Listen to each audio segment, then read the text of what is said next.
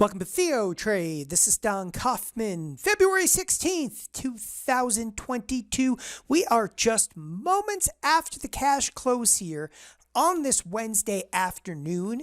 The S&Ps finishing massively unchanged. Nasdaq unchanged. The Russell literally unchanged. And yet, the Fed comes out with extremely hawkish minutes. And the market effectively just shakes it off. There's actually some extremely peculiar signs on the screen at the present time that I'm going to take you through in this evening's update. But before I do any of that, there is one thing that's kind of striking to me here on this Wednesday afternoon, and that deals with the SPX. Now, this is something I talk about just incessantly, okay? The expected move throughout the course of this week is rather significant. And I can't stress this enough because, well, we've been nowhere near, if you will, the upper and or lower edge of what is amounting to a plus or minus $135 move, okay, being anticipated this week. Now, that expected move is predicated upon the options marketplace. More specifically, the SPX options marketplace. So here you are. You're through 3 days of trade. What have we done right now? Well, the answer to that is absolutely nothing. $135 move being priced in. The week started. That central line where my mouse is on right now, the week started, let's just call it 44.20. So we're trading now 44.75. And I call that, well, roughly a big nothing burger because each and every day, have we not looked at the S&P futures? They're trading from the 44.20 all the way to the 44.84. I mean, again, very large nothing burger.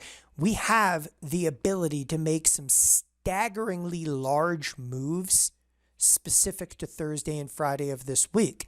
The other aspect, and I think that this really has to resonate with everybody, is that, again, the Fed in the minutes today, and I looked through a couple of them, and honestly, I'm much more of a quantitative trader. So, I'm digging in and looking at, volatility. I'm digging in, looking at the bonds, which I'll bring up momentarily, but I didn't see the kind of price action that I thought I would see versus the Fed minutes. I mean, I dug into the Fed minutes and I'm looking at it and I'm reading them. I'm like, this just doesn't make a lot of sense. And it's okay. What was in the Fed minutes that didn't make sense? They were hawkish. They basically confirmed, hey, there's the gas pedal. Hit it hard right now. They're actually going to accelerate, if you will, into trying to shrink the balance sheet. They talked about quantitative tightening. They talked about, again, a number, okay, of Fed rate increases. And again, everything in there that, at least that I looked at, I interpreted as, okay, relatively hawkish, which effectively means, again, foots to the accelerator at this point. And yet the marketplace at the exact same time, and this is the reason I read it, the marketplace took off to the upside. I thought somewhere in those minutes there must have been some commentary to soften things. And the answer to that is absolutely not. To compound things today, even geopolitical risks started to pick up. We started to hear more news out of Eastern Europe, okay? And that actually did frighten the market, maybe a little bit earlier on in the trading day. And again, there was some news blurbs hitting the tape. I mean, this week has been just filled with what I term tape bombs. That's when, a news blurb hits the tape, whether it's economic report, anything out there, or just something hitting the media, like ultimately, again, what's coming out of Eastern Europe. And it's been tape bombs, which have had fast, even violent moves, if you will, inside of the S&Ps. This is one specifically here. We're trading almost the 44.40 level, a precipitous drop of about 25 points inside of about 5 minutes inside of the S&Ps. Nevertheless, as I said a moment ago, the marketplace just completely shrugs all of this off. Moreover, as I said, when I say the marketplace is shrugging it off, let's give a little bit more evidence of that. Volatility. So I like to look at the volatility futures. The volatility futures earlier in the trading day had actually jumped into backwardation The vol skew right now, it's presently fairly flat. Like this is 2460, okay, versus again 24, okay, 84. And when I say flat, again, what I'm comparing here is the March volatility to ultimately, okay, the April volatility. There's a very, very, very mild contango at this point. Earlier in the trading session, though, this was actually slightly inverted, meaning that there was in backwardation. These volatility futures, though, they still portray, if you will, a picture of quite significant risk that is still absolutely prevalent in the overall marketplace, and can further that by looking, well, a little further out in time. The vol skew out here is completely flat. Nevertheless, we're not completely out of the woods when it comes to volatility futures. The other aspect I think that really resonates, and there was an oil report today, but interestingly enough, the oil report, it didn't do anything to the marketplace. It was a blip on the radar screen back here. But oil still had a very precipitous sell-off today after trading all the way at $95 a barrel. Turned around and actually hit 90, bounced very, very mildly. Still in the after hours here seeing some activity, but again, almost a 2% drop inside of oil. Why do I bring this to your attention? Because the Fed minutes come out, they're hawkish, okay? Again, some of the rhetoric coming out ultimately of Eastern Europe, is once again, that too it's heating up a little bit. Oil does not care. To compound it, volatility backs off. The bonds actually reverse course. This is, well, one of the days in quite a while that we've actually seen a little bit of a rally back on the bonds, seemingly out of nowhere. The bonds, less reaction to the Fed minutes, okay, than I would have anticipated. The bonds, if anything, were really largely kind of just negated, if you will, some of the Fed minutes. You can see some short-term volatility, but generally speaking, finishing for the most part pretty much where they opened the trading session, which is massively, unchanged to mildly higher.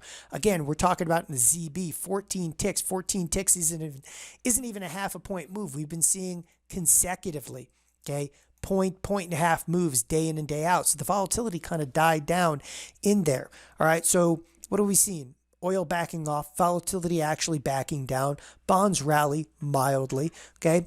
And again, another aspect over here doesn't really resonate. The dollar actually a little weaker ultimately on those minutes. In fact, speaking of the dollar, this absolutely did in fact react, if you will, to the minutes that ultimately came out.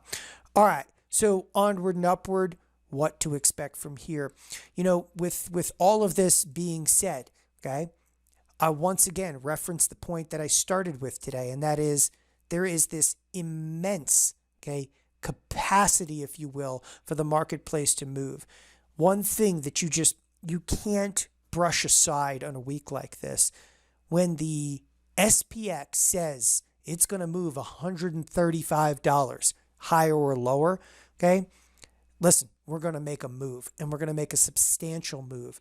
Okay. For that, I want to cruise over to the S&P futures. I want to drop to a 30-day 1 hour. We are absolutely at the upper edge of what has been a fairly wild volatility channel. Does that necessarily denote a breakout to the upside? Well, unfortunately, absolutely not. We're still inside of that volatility channel. The Nasdaq is also towards the upper edge of a volatility channel. I actually would correlate this volatility channel closer to the 14,500 level, about 100 points higher than that. Again, I even anticipate substantial movement in overnight markets. But again, with everything going on right now, okay, the markets, they're not just quiet. This is where you get quiet and you're like, maybe a little bit of calm before the storm over here. However, on the exact same time I'm saying that, I can't, okay, really point to anything on the screen right now, okay, that comes through that screams risk. Trade, and I was talking about this, earlier in the week and on the weekend update, trade right now, okay, each and every day is kind of its own field. This is what volatility does. Do I have directional bias to the remainder of the week? In the short term, I think there's probably still a little bit of upward momentum, okay, to the S&Ps overall, okay? However, at the exact same time, and again, very short term, like day or two, there may actually be a little momentum to the upside. Overall, okay, unequivocally, I think we have to retest into the 4,200 level in those S&Ps, and we will reassess thereafter. What to do right now? Well, this is times where you're just, thrilled if you've sold premium. We're marking time. Volatility is phenomenal, okay? We move forward from here. We just mark time, sell premium when the opportunities come, okay? Step back when the volatility explodes, sell into it, okay? And again, move forward with positive theta decay. Thanks everybody for joining us here at TheoTrade. Have a wonderful evening. Bye-bye.